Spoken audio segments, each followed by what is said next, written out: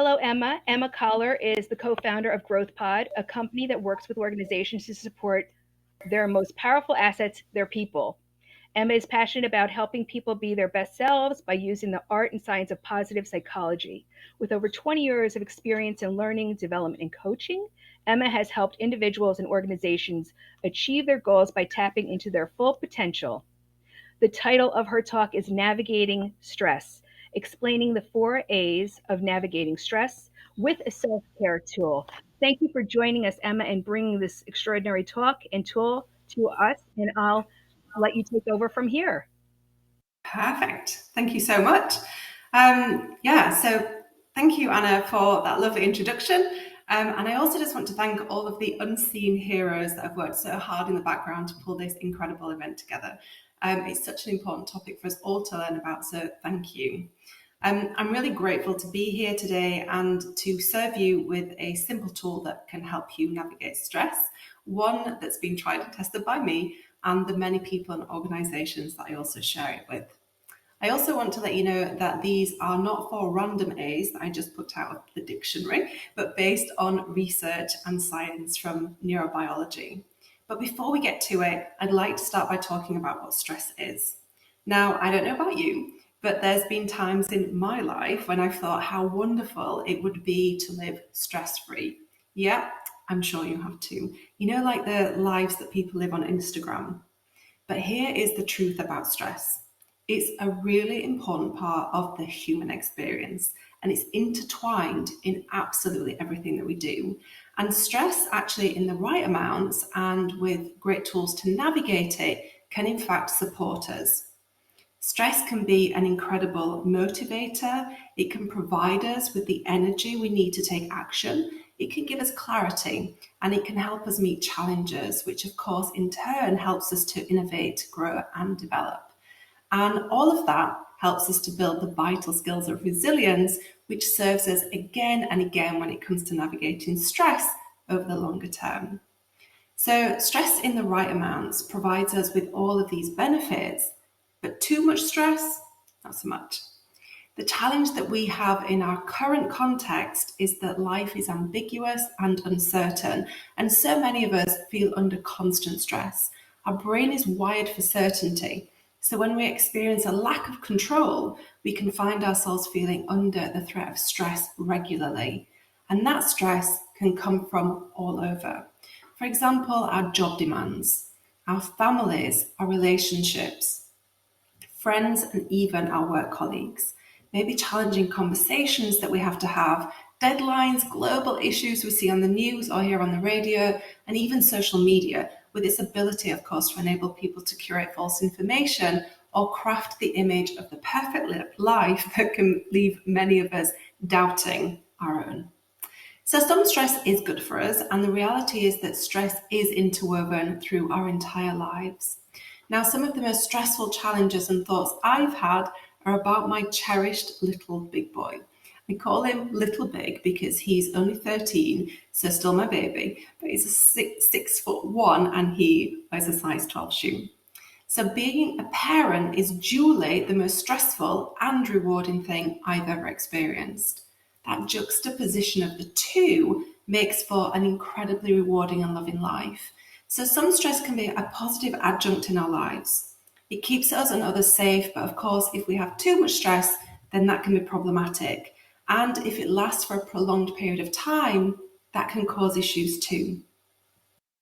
I've also personally experienced chronic stress. When I was pregnant with my son, my dad had a major stroke. And one of the first things I had to do with my new baby was look for a nursing home for him. And he lived for 10 wonderful and stressful years. And during those 10 years, I also had to navigate postnatal depression. I was a serving police officer. I had major brain surgery and a very difficult recovery. And I also then retired from the service and set up the incredible business I have today. The stress was constant and ongoing. So not all stress is bad, but that consistent and prolonged stress needs navigating differently. Otherwise, we can experience poor mental health. The reality is we can't eliminate stress from our lives, but we can change how we navigate it. The incredible Viktor Frankl said, "The last of the human freedoms is to choose one's own attitude, in any given set of circumstances, to choose one's own way. And it was this concept of being able to reframe how I navigated stress, knowing in every moment I had choice, and learning to be uncomfortable with the uncertainty and the framework I'll share with you now that saw me through those really challenging times. Now, please don't get me wrong, even with these tools, there were, of course, some very dark days. But I knew they wouldn't last forever. Just like the winter always makes way for spring, and with it, the promise of new things to come. So let me share my 4 A's, a simple framework to help us pivot how we understand and navigate stress in our lives. So the first A is acceptance. This is what I've just been talking about. Stress is an inevitable part of the human experience, and every person on the earth feels it. By accepting it as a reality of our incredible human experience, by embracing that stress is a reality, we can then change the stories we create in our own minds about stress and how well equipped we are to deal with it. So the first A is accept. The second A is acknowledge. And what I mean by this is acknowledge the stress that you have. And this is about taking a mindful approach, checking in regularly with your body. We live in this distraction culture full of things to keep us engaged, from mobile phones to social media. Many of us have lost our ability to check in and be present. Many people I work with try and avoid their feelings, sometimes by spending an hour on Facebook to using alcohol or food to numb the pain. So just take a minute right now. Lean in and listen to your body with the ears of your heart. Do you feel any stress?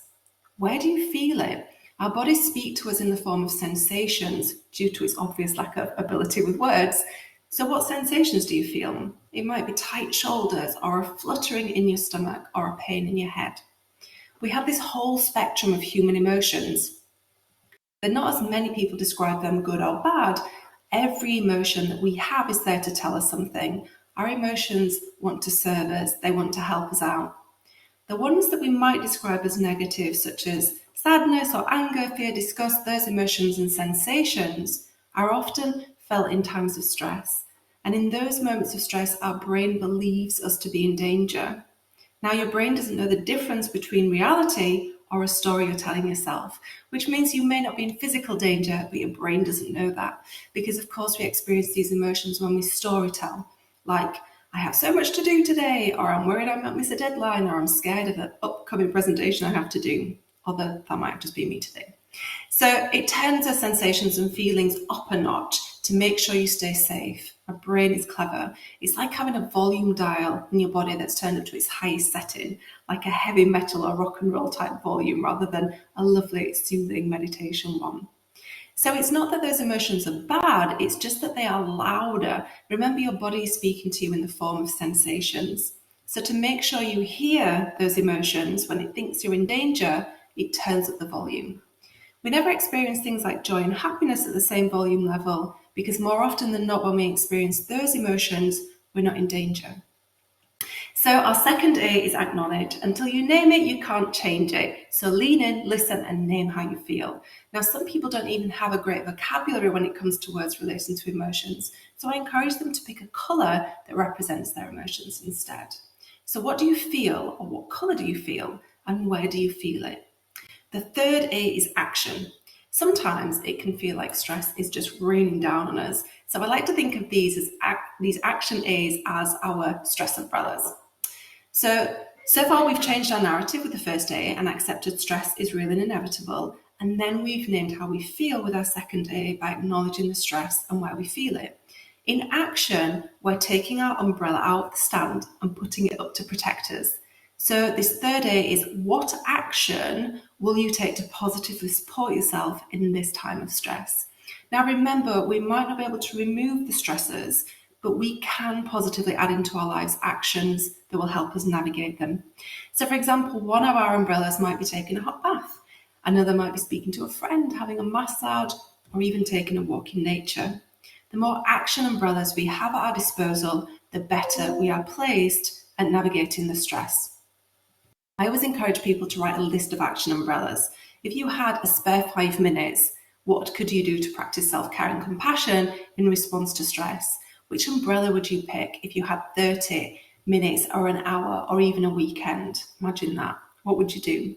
When we experience higher levels of stress, we often can't think straight. So having the ideas already written down means you can access them easily. And by doing so, you're positively influencing your body's threat response. You're moving your body out of threat and stress and into relaxation, rest and digest, which will ultimately reduce our stress response and build those response muscles that allow us to build resilience.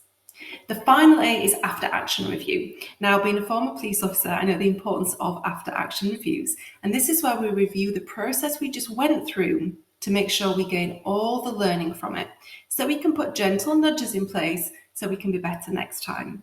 And I like to use what I call the learning loop questions to support this final A. These are 3 powerful questions. The first one is, what went well? So here we might ask ourselves, what went well in this time of stress? How well did I handle it? Were there any unexpected positive outcomes that happened? When my dad was in care and I had brain surgery, I met some of the most incredible people I would never have had the chance to, and they're still a really important part of my life today. The second question is, where did I struggle? It might be that you forgot to use an action umbrella, or the action umbrella didn't work this time and you need to adjust it or create a new one. And finally, what did you learn, or what do you need to learn? These learning points are so vital for building our resilience.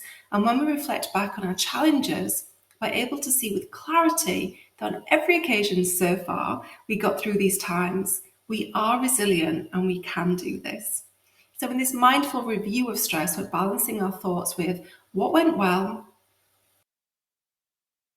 and any additional tweaks or changes we need to make. And finally, opening up our ability to a growth mindset, which in itself is a great tool to build resilience, and seeing some of those special doors that often open when we have those difficult times. So let's just recap on this micro-learning journey.